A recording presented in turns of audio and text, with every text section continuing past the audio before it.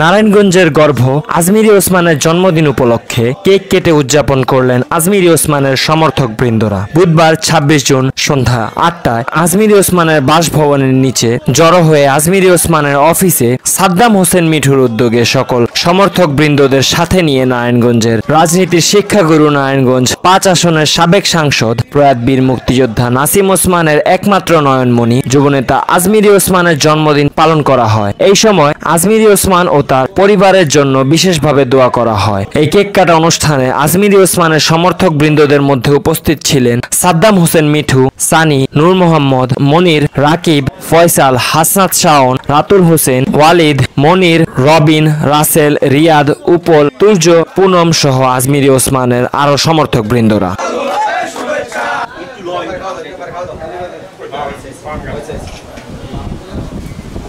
তোমরা ঈদে ওইটাকে চক্কর দেও সবাই মিলে।